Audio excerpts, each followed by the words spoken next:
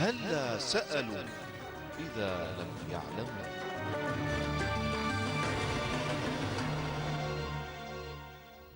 إن الحمد لله نحمده ونستعينه ونستغفره ونعوذ بالله تعالى من شرور أنفسنا وسيئات أعمالنا. من يهده الله تعالى فلا مضل له ومن يضلل فلا هادي له، ونشهد أن لا إله إلا الله وحده لا شريك له، ونشهد أن محمدا عبده ورسوله.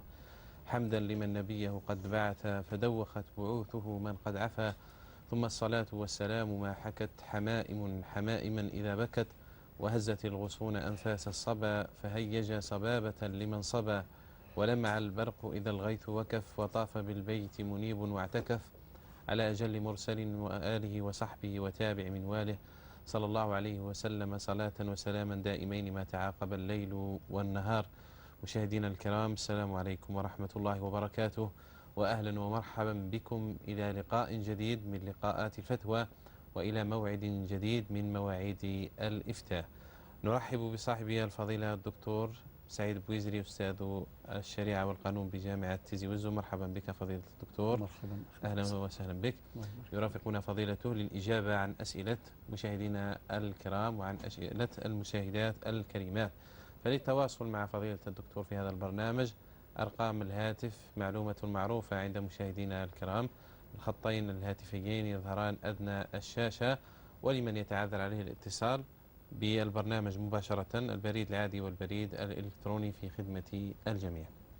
شيخنا سعيد، اليوم هو اليوم 29 من شهر شعبان، ربما هو اليوم الأخير أو اليوم ما قبل الأخير لشهر شعبان.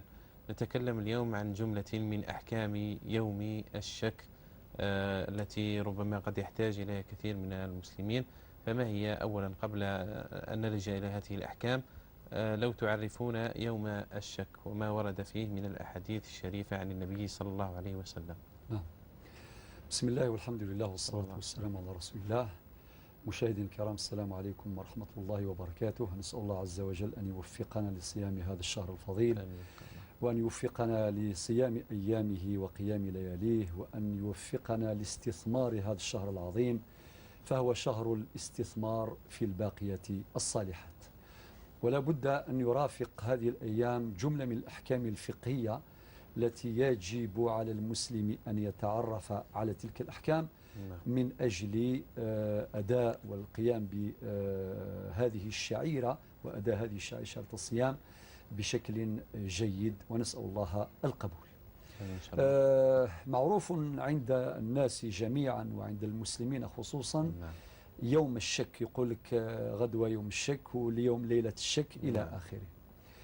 إذا غيمت ليلة 30 من شعبان، يعني فيها غيوم، فصبيحة ذلك اليوم تسمى بيوم الشك.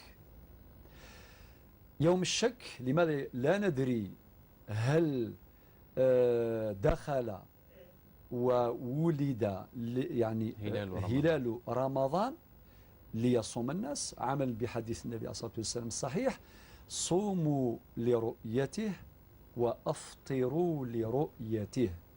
فإن غم عليكم يحصل غيم، يعني الرؤية لم تتحقق، لم تتبين، وبعدين نبين شكون اللي يشوف، واحد ولا زوج ولا جماعة ولا إلى آخره. ذكروا هذه الأمور بعدين. نعم. نبينا صلى الله عليه وسلم يقول في الحديث الصحيح: صوموا لرؤيته وأفطروا لرؤيته. فإن غم عليكم، كان غيم، الرؤيا لا تبين ولا تتبين، فأكملوا العدة 30. الحديث الصحيح رواه الإمام النسائي وأبو داود وغيرهما. إذا كان صار غيم، يعني إذا تمت الرؤيا، يعني إذا حللنا هذا الحديث صوموا لرؤيته، فإذا تحققت الرؤيا في المذهب عندنا بعدلين أو بجماعة مستفيضة، معلش ندقق في هذه الأمور.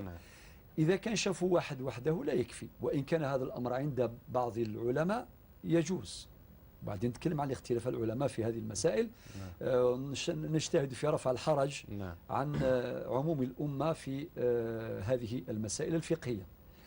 إذن فعندنا إذا ثبتت الرؤية، رؤية هلال رمضان بعدلين، شخصين عدلين، يعني هؤلاء يعني هذان الشخصان معروفان بالعدالة، معروفان بالصدق، لم يعرف عليهما كذب.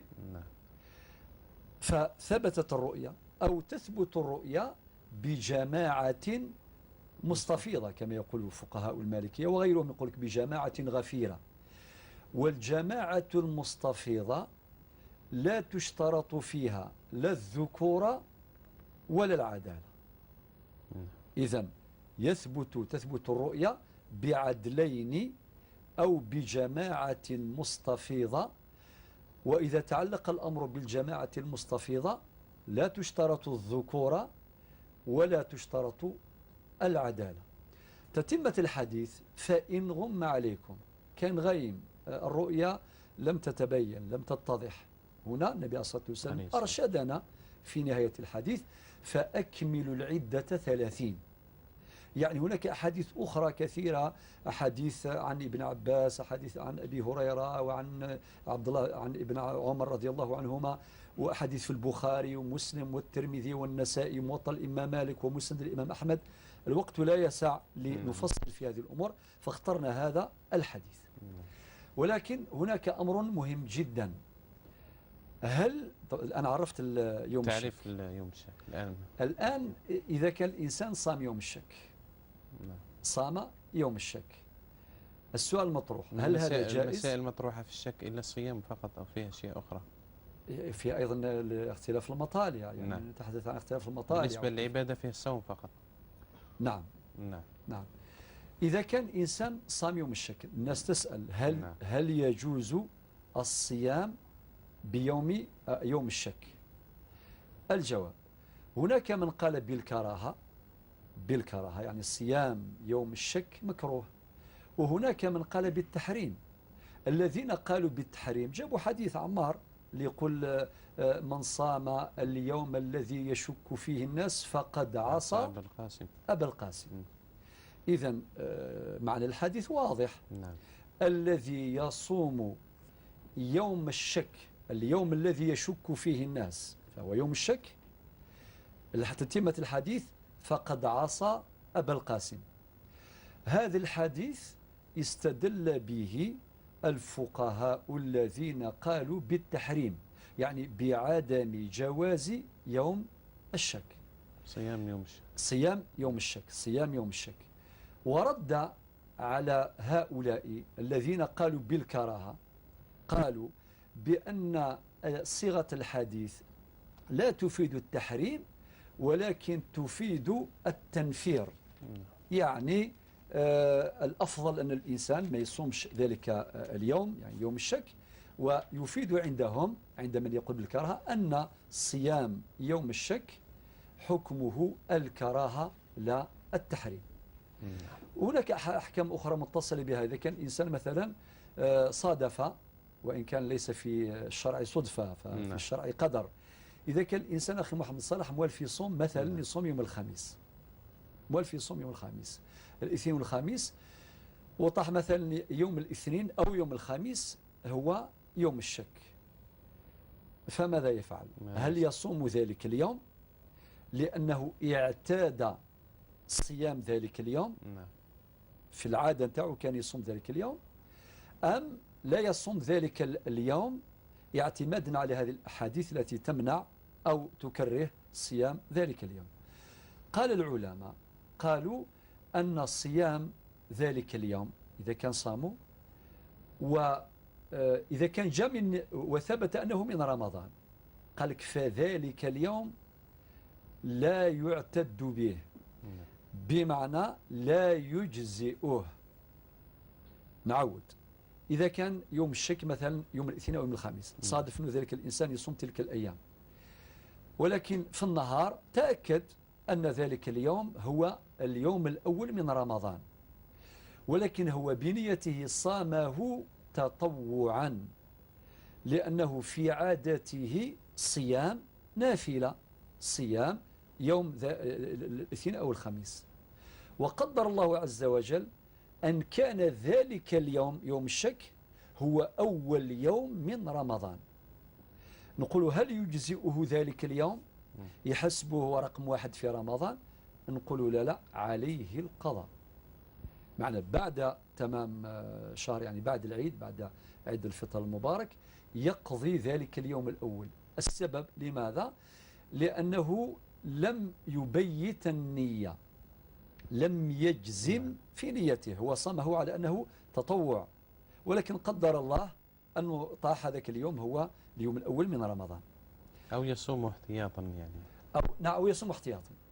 والحالة الثانية إذا كان قضاء يقضي يعني يوم من أيام رمضان السابق الماضي وصادف يوم الشك، ولكن يوم الشك هذاك ثبت بعد ذلك أنه أول يوم من رمضان، هل يجزئه ذلك القضاء؟ الجواب لا يجزئه ذلك اليوم عن قضاء اليوم من الشهر الماضي، أقصد من العام الماضي، ولا يجزئه كيوم رقم 1 من العام الحاضر الجديد، من الشهر الحالي أو الحاضر. فهناك تفاصيل في هذا الموضوع، ربما أكتفي بهذا إذا كان في سؤال.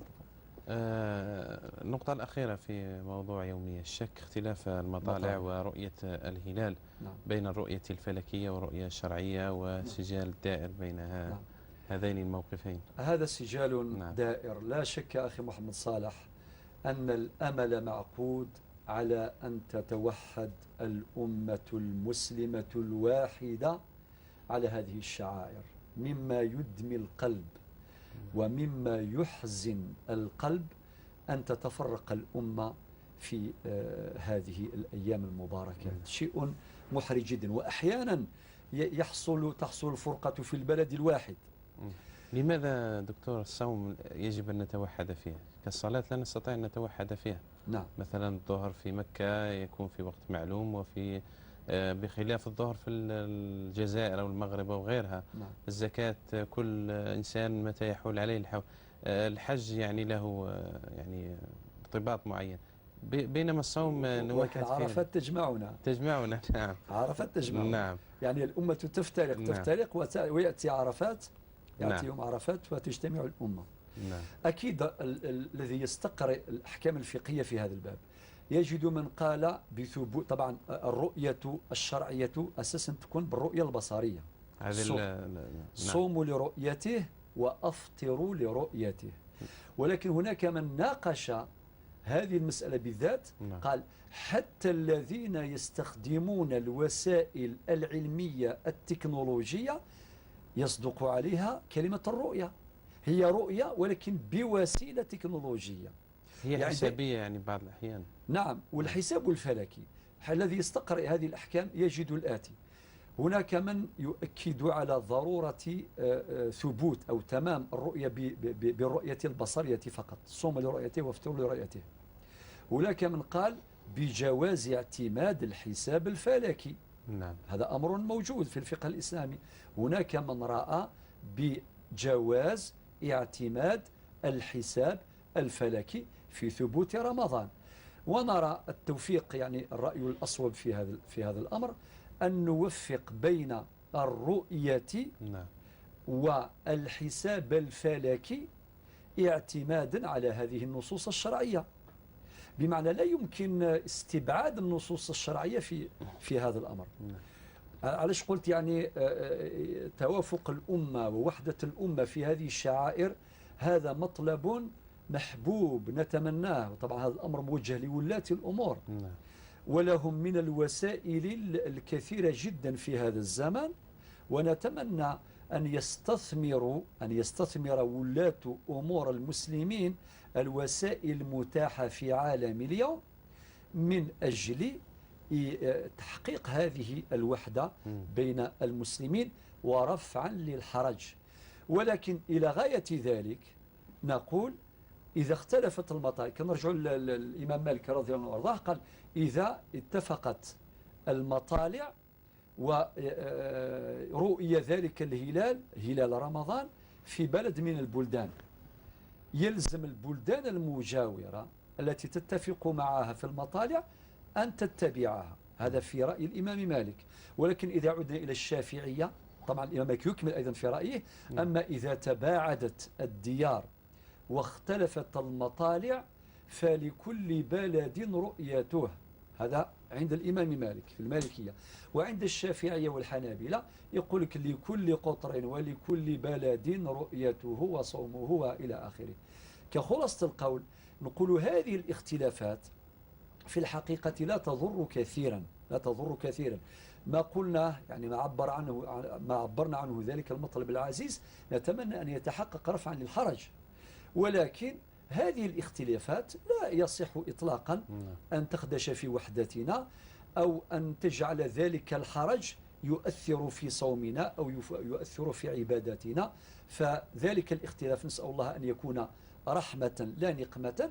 ونتمنى أن يجتهد المسلمون كل من موقفه، رجال الإفتاء ورجال السياسة وولاة الأمور، من أجل التقريب بين الأمة المسلمة. فهي أمة واحدة، أمة وسط، نتمنى أن تتفق في هذه الشعائر لتكتمل سعادتنا واستقبالنا لهذه المناسبات الدينية العظيمة. نعم، وهو الموفق لهذا سبحانه عز وجل. وعلى بركة الله نستقبل مكالمات المتصلين الأفاضل. معنا أخونا عبد المؤمن من فرنسا. نعم. الو، السلام عليكم. وعليكم السلام ورحمة الله وبركاته. أخي أحيي الشيوخ الأفاضل، ربي إن شاء الله يحفظهم على هذا الحصة النبيلة يعني، وجزاكم الله عنا وعلى الإسلام بالخير إن شاء الله. آمين يا رب العالمين. نتمنى لكم إن شاء الله رمضان كريم إلى كافة الجالية الإسلامية هنا في أوروبا إن شاء الله. رمضان أكرم إن شاء الله. والجزائر خاصة إن شاء الله يا ربي. آمين. ربي يحفظكم إن شاء الله. نطلب الشيخ الاستفسار عن الآية الكريمة. نعم.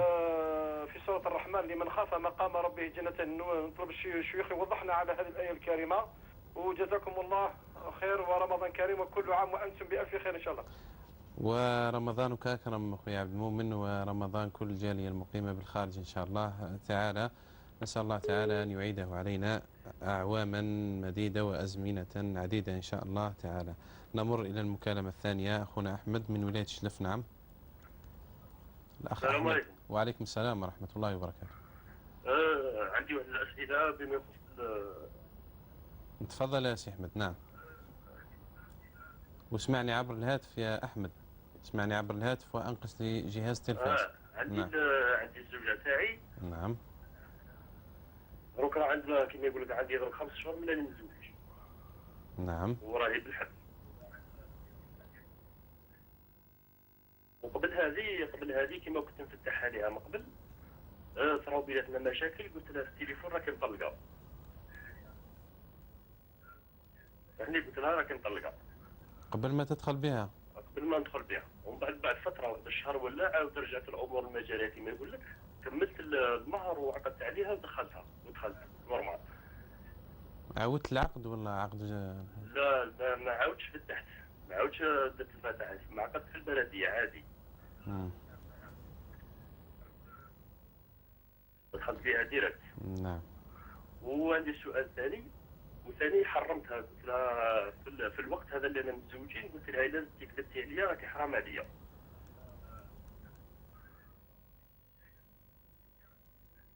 واش تقصد بالحرام هذا؟ باللي الا كذبت عليا، الا زادت كذبت عليا تما بلي راهي حرام عليا، شغل راهي مطلقه. ايوه. ومن بعد توضحت واحد الامور كترى بيناتنا مشاكل. قلت لها ممكن، قلت لها على حسب المشاكل هذو اللي وقعوا بيناتنا، قلت لها بالك رانا واقعين في الحرام ولا حاجه. هي قالت لي ايه، قالت لي على خاطر انت قلت لي الا كذبت عليك راكي حرام عليا وانا كذبت عليك. ووضحت لي الامور اللي كذبت عليا فيهم، ماهوش امور يسمى كيما يقول لك اللي يفرقونا ولا اللي يحكموا الطلاق ولا حاجه. تما نحاول نشوف الحكم تاعي والحل. واضح شيخ سعيد؟ واضح. نعم يا اخوي احمد. تسمع؟ واضح. نعم. واضح. بارك الله فيك. شكرا. تسمع الجواب. رمضان كريم ان شاء الله. صح. شكرا لي احمد. نعم. فيه مكالمة. نادية من العاصمة. نعم. الو، السلام عليكم. وعليكم السلام ورحمة الله وبركاته. عندي 3 أسئلة. تفضلي يا نادية. نعم. في فيما يخص بما أنني امرأة يعني يتعذر علي الذهاب للمسجد فيما يخص التراويح، فأرجو من الأستاذ أن يوضح لنا كيف إجراء التراويح في المنزل. كذلك لدي أخت اكتشفت مؤخرا أن زوجها يخونها عن طريق الهاتف النقال مع فتاة، فأصبحت لها وساويس. فهل من الأستاذ أن ينصحها فيما يخص الابتعاد عن هذه الوساويس؟ هي اللي عندها الوساوس. السؤال الثالث، نعم. فهناك أخت تضع مالها في حسابها. نعم يا نادية، الأخت نادية. نعم، انقطعت مكالمة نادية. نعم، تنقطع المكالمة. خلاص ما فيش مكالمات يا كمال. نعم. شيخ، قبل أن نبدأ في الإجابة عن هذه المكالمات، أسئلة البريد الوارد التي تأتي إلينا. نبدأ. سائلة من درقانة اليتيمة الحزينة، هكذا سمت رسالتها وقد قرأتها. نعم. بماذا تجيبها شيخنا سعيد؟ مما ورد، خلاصة ما ورد في رسالتها، هي رسالة طويلة. نعم. لخصتها في هذه الورقة. تقول أنها تعيش، هي مؤمنة وتخاف من الموت وتعلم أن الموت حق، وتقول باللي مات والدي وعمري 3 سنوات و25 يوما، معنا كانت يتيمة وذاقت الفقر والحرمان. بسبب الفقر للأسف الشديد انتحرت أمها كما تقول في رسالتها. قالت بسبب الفقر انتحرت أمي بعدما أصبحت كبيرة وتزوجت. عندها مشاكل أخرى مع حماتها، يعني مع والدة زوجها، لتعايرها وتقولها كلام مش مليح إلى آخره. ثم أنها توصي أفراد العائلة باش ما يتكلموش معها حتى بكلمة صباح الخير كما قالت. قد في الأخير وجدت نفسي مضطرة لإعلام زوجي بأذى والدته، يعني أخبرت زوجها. هو أيضا وكذلك أخته أيضا كانت تؤذيها، فصار ذلك الزوج لا يتحدث مع أخته. هي تسأل، يعني السؤال تقول: هل أذنبت في حق أختي، يعني أخت زوجي؟ ثم هل قبولي، هل لي ذنب فيما حصل من هذه الابتلاءات؟ الجواب: نقول الأخت أولا أنت عشتي ظروف صعبة حقيقة، ظروف اليتم. ضيف إلى ذلك يعني الوالدة رحمها الله انتحرت. لا شك أن هذا الانتحار له وقع شديد على النفس. نسأل الله أن يتغمدها الله عز وجل برحمته. وقالت أني أكتب الرسالة خفية لأنني لا أستطيع بالبوح بما يجول يعني بداخلي. نعم. في الحقيقة ننصح الأخت الكريمة أن تتحدث مع إحدى المرشدات الدينيات، وربما أيضا الاستعانة بمختصة في علم النفس لتساعدها في تجاوز تلك العقبات. أما ما يتعلق بالجانب الفقهي، أقول بالنسبة لما حصل من ابتلاءات ما عندكش ذنب. هي تقول: هل لي ذنب فيما حصل من ابتلاءات؟ نقول أن الله عز وجل. هناك سؤال؟ فيه سؤال. لو تأذن شيخنا سعيد، أخونا أبو علام من ولاية بومرداس. نعم. الو، السلام عليكم. تفضل يا أبو علام. وعليكم السلام ورحمة الله وبركاته. عندي سؤال عن الميراث. كاين أب توفى، نعم، أولاد وبنات، وعنده 2 بنات توفاو قبل يتوفى هو.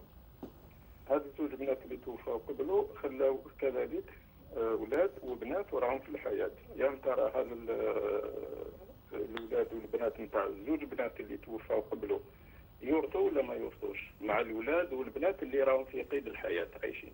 نعم. مفهوم السؤال؟ مفهوم. الأب اللي مات عنده أولاد وعنده بنتان وعنده بنات عايشين. أيوة. في الحياة حاليا. نعم.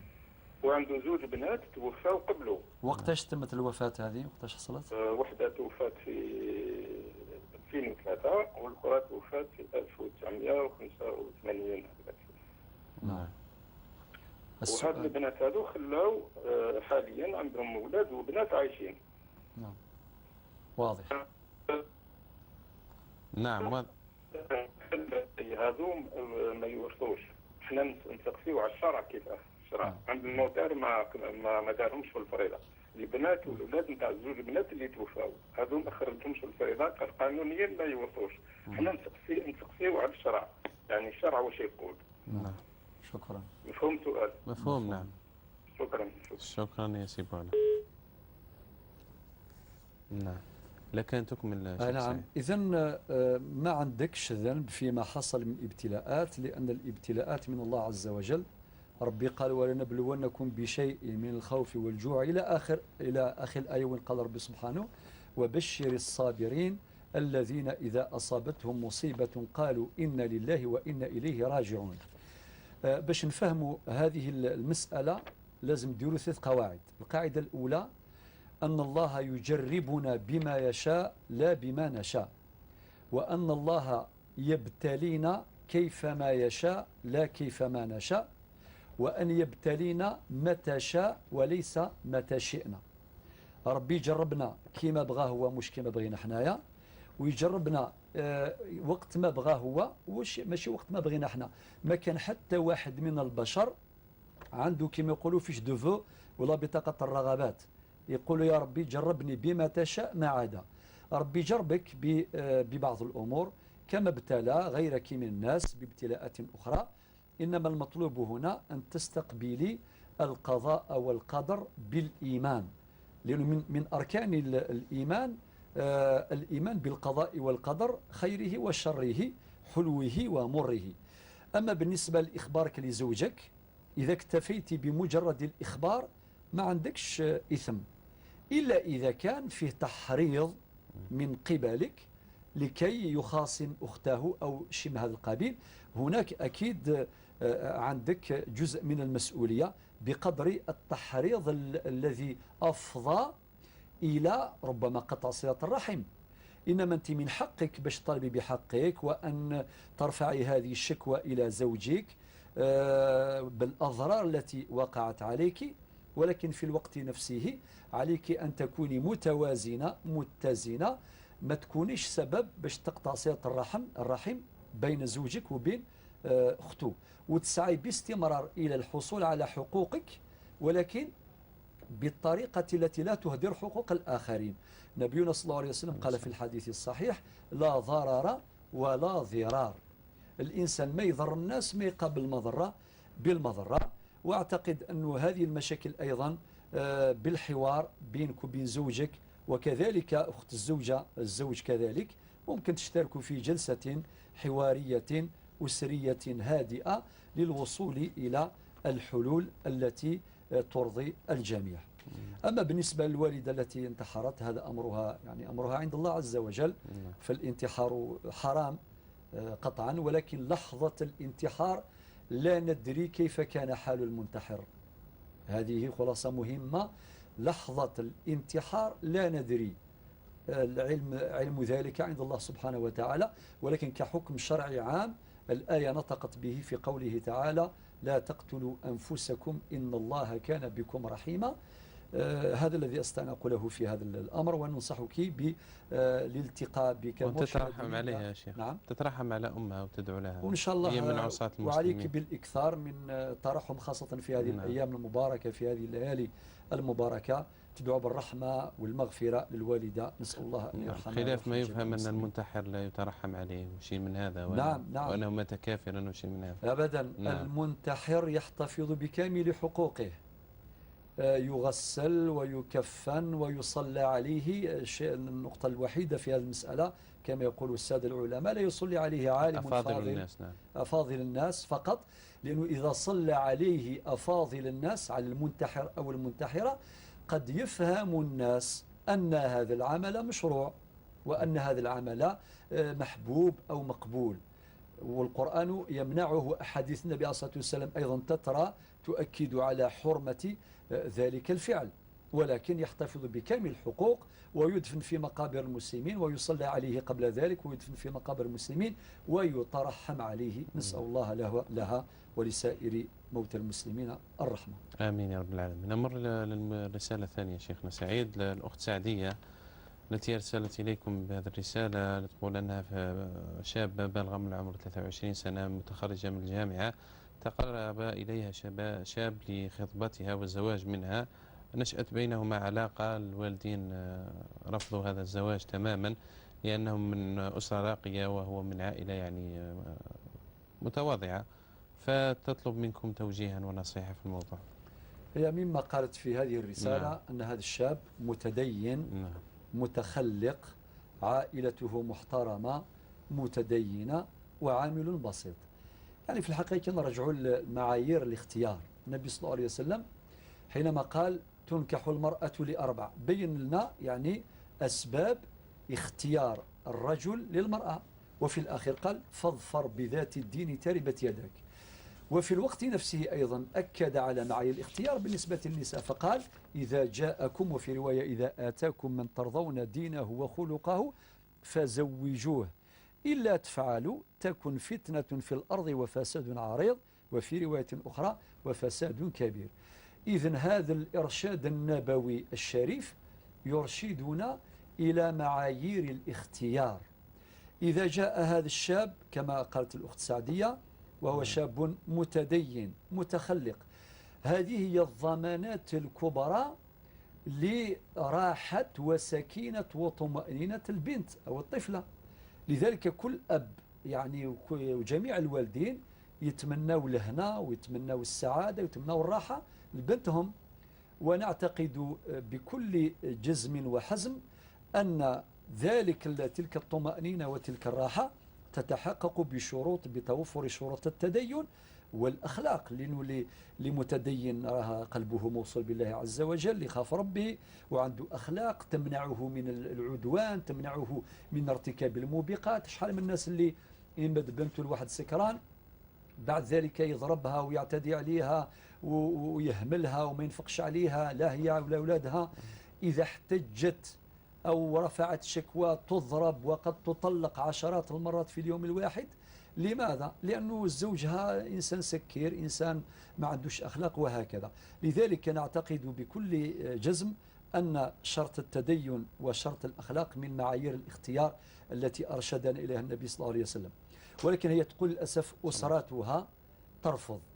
هذا يسمى في الفقه الإسلامي العضل، بمعنى إذا تقدم خاطب كفء، وتدين والأخلاق هذه من المعايير المعتد بها في الكفاءة في الفقه الإسلامي عند المالكية خصوصا وعند عموم الفقهاء عموما.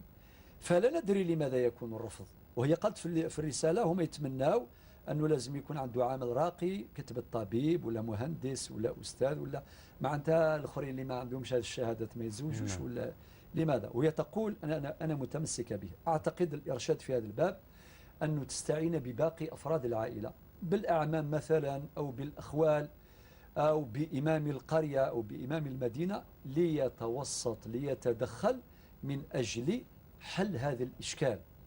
وفي الوقت نفسه لا ننصحك أن تتزوجي بغير إذن الولي، لا ننصحك بذلك. نتمنى أن تكون الروابط متينة بين الأصول والفروع. ما هي السعادة؟ كيفاش تكوني سعيدة إذا كان بابك ويمك رافضين وصلت كلها رافضة وربما ما يحضروش حتى العرس كما يصنع البعض، وتتزوجي برجل وربما مواليك يتخلوا عليك، واش ربحتي فيما بعد. لذلك حنتمنى ونعطيو الإرشاد اللي يألف بين القلوب واللي يقرب واللي يعيد الحق إلى نصابه. نعتقد في هذه المسألة أن الوالدين إذا كان رافضين كما ورد في الرسالة ذلك الشاب المتدين المتخلق وعنده عمل محترم وعائلته محترمة، أعتقد أن هذه الظروف ليست مبررات إطلاقا لرفض الزواج به. وننصح أن تستعيني بباقي أفراد العائلة اللي عندهم العقل اللي عندهم صواب يدخلوا إن شاء الله، ربما أمواليك يتراجعوا عن قرارهم وتعود المياه إلى مجاريها وربي يسر لك هذا الزواج. آمين يا رب العالمين. نمر إلى الرسالة الثالثة. حسناء من العاصمة تسألكم شيخنا سعيد أنها ترى أن عائلة اقترت منها منزلا لمدة عام كامل مع تسبيغ للمبلغ الذي قدر ب200 ألف دينار جزائري، ونظرا لوجود مشاكل لدى العائلة لم تلتحق بالبيت وتنازلت عن الكراء، وقد مضى من مدته 6 أشهر ولم تظهر العائلة لم تظهر العائلة أي موقف تجاه المبلغ الذي ترك عند صاحبة المنزل، فما هو حكم الشريعة في الموضوع؟ نعم، هذا يعتبر عقد إيجار. نعم. وعقد الإيجار هو عقد منافع، يعني المستأجر لا يمتلك رقبة العين المستأجرة، ولكن يملك فقط المنفعة. بمعنى المبلغ الذي قدم يجب أن يقابله شيء آخر، ما هو الانتفاع بذلك المسكن. ولكن كما قالت صاحبة السؤال أن تلك العائلة التي التي استأجرت وقدمت تسبيقا مقدرا ب20 مليون، يعني 200 ألف دينار جزائري، ولكن هي لم تلتحق لمشاكل معينة. الجواب نقول لك أنت الآن ما عندك حق في هذا المبلغ، لأنه الأسرة التي اقترت واستأجرت لم تنتفع. أنت تلقيتي تسبيق ب20 مليون، ولكن المستأجرة، الأسرة المستأجرة لم تنتفع بذلك المسكن المستأجر لسبب من الأسباب. إذن هذا لا يبرر لك إطلاقا أنك تمتلك هذه الأموال ولا تتصرف فيها ولا شيء من هذا القبيل. هذا رقم واحد. رقم اثنين، يفترض أن هذه الأسرة تعرفينها، يفترض يعني استصحابا لما هو معروف بين الناس أنه اللي يجي باش يكري يخليه كما يقولوا المعلومات الكوردوني تاعو، يعني وراه وين يسكن، رقم الهاتف، الاسم واللقب. فعليك أن تجتهدي في الاتصال بهذه الأسرة المستأجرة، مستعينة في ذلك إما بالهاتف أو بالوسطاء، ربما جاءوا عن طريق وسيط معين، أو بالذهاب إلى مدينته. ممكن تروحي ثم البلدية إلى بلدية الإقامة تاعو وتسألي، ومن حقك أنك يعني تحصلي على المعلومات المتعلقة بهذه الأسرة من أجل إرجاع هذه الأمانة إلى تلك الأسرة المستأجرة.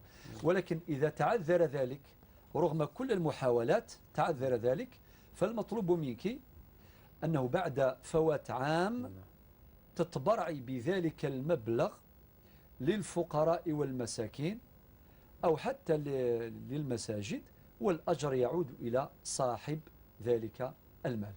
أما إذا كان صار تنازل، يقول لك نحن تنازلنا في شكل هبة، فالهبة صحيحة شرعا. شكرا شيخ سعيد. ونبدأ مع المكالمات التي وردت إلينا منذ بداية الحصة. عبد المؤمن من فرنسا يسأل عن معنى قوله تعالى وشرح الآية الكريمة ولمن خاف مقام ربه جنتان. هذه من وعود الله عز وجل، كما يقول العز بن عبد السلام رضي الله عنه وأرضاه، قال إن وعود الله عز وجل إذا قرأناها في كتابه العزيز نفرح. لماذا؟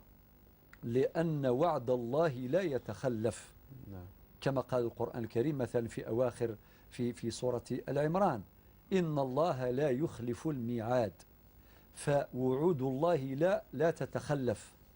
وهذا الوعد لمن خاف مقام ربه، لمن أجل قدر الله عز وجل، لمن خاف الله عز وجل، لمن أطاعه، لمن التزم أحكامه، لمن التزم أوامره وانتهى عن نواهيه، رب سبحانه وعده بجنتين، بمقامين كما يقول بعض المفسرين، بمقامات رفيعة سامية في جنات النعيم. وقد قال ربنا سبحانه وتعالى في أواخر سورة الزمر حينما يدخل أهل الجنة الجنة يقولون كما قال القرآن الكريم الحمد لله الذي صدقنا وعده، هكذا تقول الآية. وقبل ذلك وسيق الذين اتقوا ربهم إلى الجنة زمرا، والجنة درجات وللنار دركات، للجنة درجات وللنار دركات. وبالنسبة لذلك رب سبحانه يقول في القرآن الكريم في حق المنافقين قال إن المنافقين في الدرك الأسفل من النار، باش نفهموا أن النار جهنم عندها دركات، ولكن الجنة في المقابل لها درجات، وكل بدرجته حسب عمله وحسب تقواه وحسب أعماله الصالحة، وفي ذلك فليتنافس المتنافسون.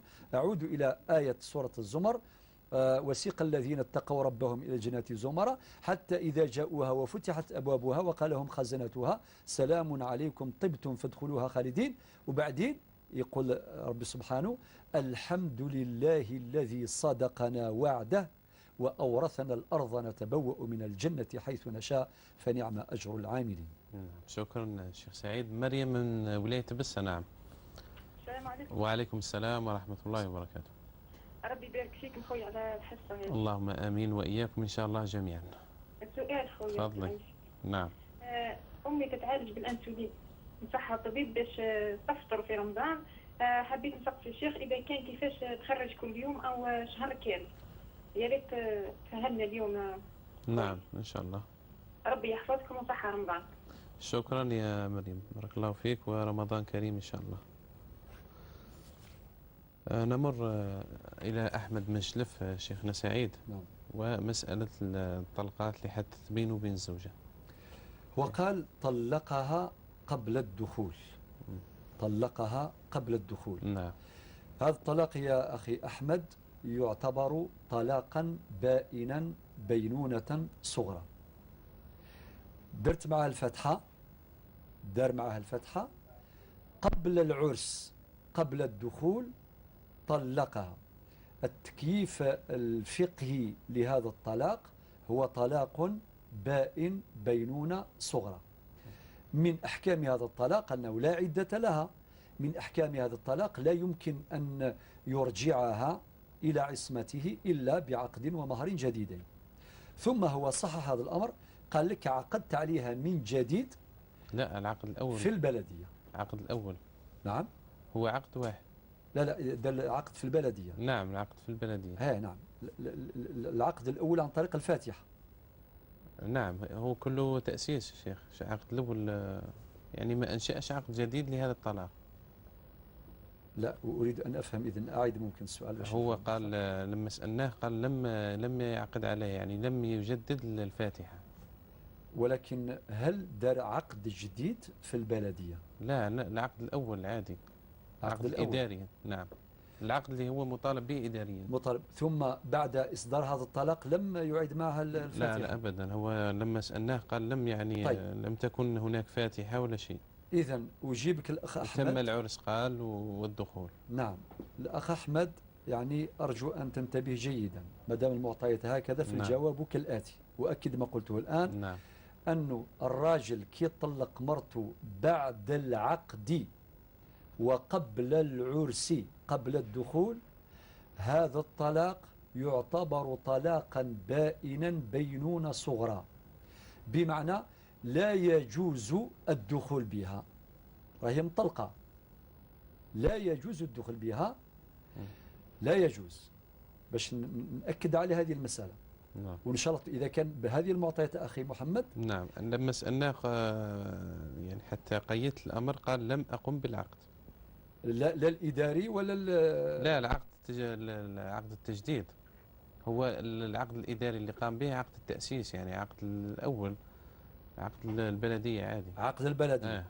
وبعدين طلقها وما دارش الفاتحة. لا طلقها ثم قام بعقد البلدية ثم دخل بها. نعم. المهم العقد الأول عن طريق البلدية. نعم. بعدين طلقها. نعم. هذا يعتبر طلاق بائن بينونة صغرى، باعتبار أن العقد الذي يتم على البلدية يعتبر أيضا عقد شرعي. نعم. بتوفر الرضا، بتوفر الولي والشهود. فإذا كانت توفرت هذه الأركان يعتبر عقدا شرعيا. ولكن نية تكون نية تجديد أو التأسيس. نعم. هو عقد التأسيس العقد الأول. طبعا. إذن طبعا. نعم. لا معلش يعني يجدوا لأن يكون في نيتهم تجديد للعقد. طبعا لازم يكون تجديد، لأنه نعم. بمجرد هم لم يقوموا بالتجديد. إذا لم يقوما بالتجديد وتم الدخول. نعم. وتم الدخول، هذا الدخول باطل. يعني نعم. العلاقة الشرعية الآن غير شرعية، أو العلاقة الزوجية أحسن. ولكن ننصح الأخ نعم. أحمد إذا كان ممكن يعود الاتصال بنا غدا إن شاء الله، نكون أيضا في الحصة. نعم. يتصل بنا أو يتصل الآن مباشرة إذا كان ممكن بالسيد المخرج. نعم. ليدع رقم هاتفي نتصل به لنستوضح أكثر. نعم إذن الأمر مهم جدا. أمر مهم جدا. نعم. أمور الطلاق ليست بالأمر الهينة. نعم. ولكن يا أخي أحمد إذا كان عقدت عليها في البلدية بعد ذلك طلقتها ولم تقم بالعقد وما درتش عقد جديد بنية جديدة، عقد جديد ومهر جديد، ودخلت بها مباشرة، هذا الدخول باطل. هذه العلاقة الزوجية ما هي الشرعية، نقول بهذه الصراحة. ثم يقول بعد ذلك الطلقة الثانية زاد حرمها نعم. حرمها. وبعدين هذا التحريم قالها راكي حرام عليا إذا كذبت عليا، إذا كذبت عليا. نعم. قالت له أنا كذبت عليك. فبالتالي الأمر معقد جدا، وخاصة أنت كي سألته واش تقصد بالتحريم، قال لك يقصد الطلاق. نعم. وإحنا عندنا في المالكية يعني ما كانش كناية، هي كناية تفيد الطلاق. يعني الكناية الوحيدة اللي تصرف للطلاق. نعم. التحريم. نعم، كلمة التحريم. نعم. فبالتالي الأمر يعني خطير حقيقة. أخي أحمد إن شاء الله راك تتبع فينا، أرجو أنك تتصل ولا نوعدوك نبعث رقم تاع الهاتف نتاعك ونتصلوا بك من أجل التأكد من صحة المعطيات بدقة، ونجيبك غدا إن شاء الله وقدر. إن شاء الله تعالى. نادية من العاصمة تقول لك تعذر علينا الذهاب إلى المسجد لإقامة صلاة التراويح، فكيف نصليها في البيت؟ الله يبارك. والمعروف أن صلاة القيام طبعا هناك حديث كثير النبي عليه الصلاة والسلام توصي بقيام الليل وتبين فضل قيام الليل والأجر الكثير العميم لقيام الليل. وفي عهد عمر بن الخطاب رضي الله عنه الذي جمع المسلمين على صلاة التراويح كما هو معروف من ناحية التاريخية.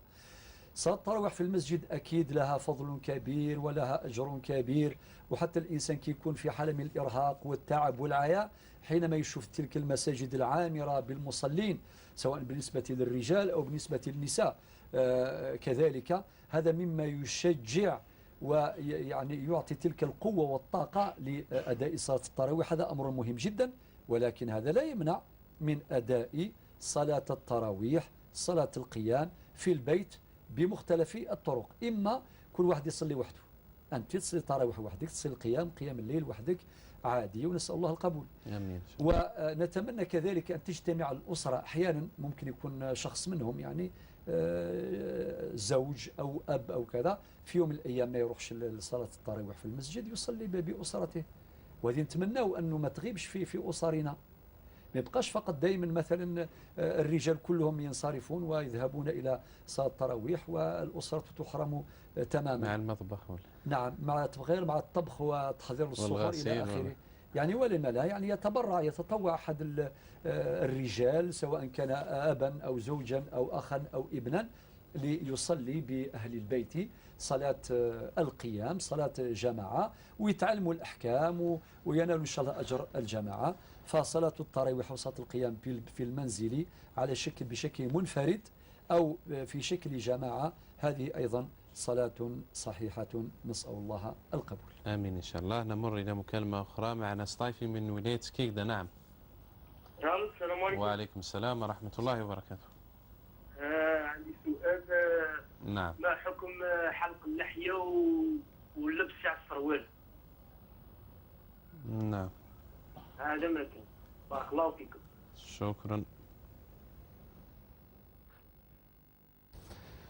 نادية تسأل عن أختها شيخنا سعيد، زوجها يخونها في الهاتف مع فتاة، هذه الخيانة أنشأت لها وساوس، تعيش في الوسواس، بماذا تنصح؟ طبعا أولا نسأل الله له الهداية، ولكن نصيحة للأخت أنها تفاتح زوجها في الموضوع لكي لا يتمادى في الضلال، لكي لا يتمادى في المعصية. تفاتح في الموضوع وتنصحه وتساعده على أن يتخلى عن هذه الأعمال السيئة. أما بالنسبة لها لا شك أن هذا العمل إذا اكتشفته لا شك أنه هو سبب من أسباب هذه الوساوس. يعني لا يمكن أن تتوقف، أن نمنع عنها الألم والأذى إذا تيقنت من حصول ما صرحت به يقينا. ولكن ننصحها أن تجلس مع زوجها فتنصحه لحديث النبي صلى الله عليه وسلم: الدين النصيحة. هو خطأ، لا شك أنه هذا خطأ، هذا أمر لا يجوز شرعا، إطلاقا لا يمكن أن يجوز إطلاقا، فهذا حرام لا يصح. ولكن في الوقت نفسه ما نقولكش أنه بناء على هذه المكالمات الهاتفية تدمري الأسرة نتاعك ولا تطلبي بالطلاق ولا شيء من هذا القبيل. ننصح كخطوة أولى أن تجلسي معه وتنصحينه لكي يتخلى عن هذا السلوك السيء، ونسأل الله له الهداية. وربما إذا طلب الأمر ترفع الأمر إلى الأسرة، يعني باختيار العاقل داخل الأسرة أو أعقل أفراد الأسرة لينصحه ليوجهه، ونسأل الله أن يعود إلى جادة الحق والصواب. آمين يا رب العالمين. معنا أخونا حسان من فرنسا. نعم. الو، السلام عليكم. وعليكم السلام ورحمة الله وبركاته. أنا عندي سؤال. تفضل يا حسن. نعم.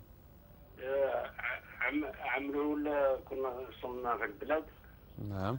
في الجزائر وخرجت الفترة كي خرجت الفترة خاطر عندي المرة فيها السكر ما تصومش. نعم. خرجت الفترة كاملة والفترة نتاع الزكاة خرجتهم كامل، بس حطيتهم في الصندوق نتاع الجامعة نتاع الزكاة. كي سمعت ذاك النهار عبد العزيز بن عزيز قال لازم تمدهم، ما تمدهمش كل شيء بلاصة واحدة. هنا جاني الشك دروك، مانيش عارف لا راني خاطئ ولا لا. لا ربما كان يقصد الكفارة ما تمدهاش لشخص واحد ولا لا ماشي الكفارة، لا دي الفترة نتاع المرأة خاطر هي ما تصومش عندها. لا كلام الشيخ ربما كان يقصد الكفارة وليس الفدية. ما والله ما شفيت. يوضح لك شيخنا سعيد إن شاء الله. شكرا يا سي حسن. ما كذبتش عليك، أنا سمعت هكذا، بس هذا تاع المرأة فيها السكر خرجها كلش. نعم يوضح لك. خرجها في رمضان طبعا. خرجتها في رمضان؟ لا خرجتها بعد في رمضان، في آخر رمضان. نعم. آخر رمضان حطيتها في الصندوق. نعم. إيه في آخر رمضان في 27. واضح يا حسن واضح. تسمع الجواب بعد حين إن شاء الله. شكرا لك. أبو علام من بومرداس يسألنا شيخنا سعيد عن الأب اللي مات وترك هناك بنتان ماتوا قبله، تركوا أولادا وبنات، هل يرثون مع أعمامهم؟ نعم. هذه المسألة الأخ أبو علام من المسائل اللي فيها خلاف في الجزائر لدى الموثقين، لأنه هذه تتعلق بما يسمى بالتنزيل أو بالوصية الواجب. نعم. والأحكام اللي واردة في القانون من المادة 169 إلى غاية المادة 172 من قانون 84/11، يعني من قانون الأسرة، خاصة المادة اللي تحدث عن الأحفاد. كاين اللي فهموها بتوريث أولاد الأبناء الذين ماتوا في حياة أصلهم، وكاين اللي فهموها بالعموم، معناه تنسحب على أولاد الأبناء وأولاد البنات، وهنا مكمن الخلاف. الذين يرون أن كلمة الحفيد أو الأحفاد هم أولاد الأولاد جميعا ذكور وإناثا. اعتمادا على هذا الرأي نقول لك أنه البنتان هذوك اللي ماتوا قبل باباهم، واحدة ماتت في 2003 يعني بعد صدور قانون الأسرة، يعني بعد 84. نعم. والثانية واللي مات قبلها 1985. المهم في زوج البنات هذول ماتوا قبل يعني بعد 84. مادام بعد 84 نقول لك أولادهم يولدوا يورثوا، ولكن بالفهم الفقهي الذي يفيد توريث أولاد الأحفاد، يعني الأحفاد يعني أولاد الأولاد سواء كانوا ذكورا أو إناثا. ولكن عند بعض الموثقين يقول لك لا، نورث فقط أولاد الأبناء دون أولاد البنات. والذي نراه صوابا وصحيحا هو بتوريث الجميع طبقا للقواعد الواردة في هذه المواد والشروط الواردة. من هذه الشروط إذا كان باباها مثلا هذا الجد إذا كان ما عطلهمش عن طريق الهبة وعن طريق الوصية. أما إذا كان عطلهم عن طريق الوصية وعن طريق الهبة يعني تطبق قواعد الوصية الواجبة بالقدر الذي يحقق النصيب الذي يؤول إليهم بتطبيق قواعد الوصية الواجبة. أما إذا كان مخلل وصية ومعطلهم هبة في حياته فبالتالي يستفادوا. يعني باش نروح مباشرة نقول لك ولاد البنتين اللي ماتوا قبل باباهم، واحدة في 85 1900 واحدة في 2003، يورثوا في حدود الثلث كما نصت المواد القانونية. ممكن تقول لي ولكن هذه مواد قانونية وهذا ليس شرع، ولكن نقول لك هذه المواد القانونية اعتمدت على مصادر فقهية. نعم. ربما الوقت ما يسمح ليش باش نفصل، ولكن نقول لك الرأي الذي أراه صوابا أن أولاد البنتين يورثوا طبقا لهذه القواعد. نعم. سؤال الأخت مريم من تبسها شيخنا سعيد. أمها تعالج بالأنسولين. نعم. الطبيب أمرها بالإفطار، تسأل عن إخراج الفدية، يعني كيف يكون إخراجها؟ نعم. هو بدخول شهر رمضان، بدخول إذا قدر ربي سبحانه وغدوان إن شاء الله يبدأ رمضان إن شاء الله تعالى. إن شاء الله تعالى. فبالتالي بدخول شهر رمضان عندهم خيار، إما يخرجوها يوميا هذيك الفدية، إما يخرجوها يوميا ولا يخرجوها كاملة في أول الشهر، ولا يخرجوها في نهاية شهر رمضان. حتى بعد ذلك إذا تعذر إخراج ذلك المبلغ، لأنه فدية راهي على عاتق الذي يجب أن يخرج ذلك المبلغ. إما المهم بدخول شهر رمضان، ما يخرجهاش قبل. ما يخرجهاش قبل. بدخول شهر رمضان بدءا من اليوم الأول يصح إخراج تلك الفدية عن الوالدة المريضة عن كل يوم. عن كل يوم. طبعا التقدير الذي اتفقنا عليه في هذا المجلس أو في هذا الفضاء، فضاء الإفتاء، أقله 25 أو 30 دينار. 30 دينار هذا أقله، وإذا كان أكثر فلا حرج في ذلك. نعم. إما يوميا كل يوم تمد هذا المبلغ لفقير من الفقراء، وممكن لأسرة من الأسر، وممكن تجمعهم كامل تمدهم لأسرة أو لمجموعة أسر، فكل هذا جائز ولا حرج. عن كل يوم مسكين. عن كل يوم مسكين واحد. نعم. عن كل يوم مسكين واحد. لا تدفع لي مسكين واحد كل الأيام. يمكن تدفع لي مسكين ممكن. واحد. يمكن نعم. تدفع لي مسكين واحد كل الأيام. 30 وجبة. نعم. مصطفى مسكيك ده حكم حلق اللحية ولبس السراويل. والله هذه طبعا من المسائل الخلافية. نعم. فكما قلنا في مقدمة لقاء اليوم حينما تحدثنا عن يوم الشك وأقوال الفقهاء في هذا الموضوع، الذين قالوا بقبول شهادة عدلين، والذين قالوا بشهادة جماعة مستفيضة، والذين قالوا بقبول شهادة شاهد واحد. أقوال الفقهاء إذا اختلف الفقهاء في مسألة من المسائل تأتي القاعدة التي تخرجنا جميعا من الحرج: لا إنكار في مسائل الخلاف. المهم أن الإنسان لا ينكر يعني اللحية كسنة عن النبي صلى الله عليه وسلم، فإذا أنكر وجودها هذا له حكم خاص.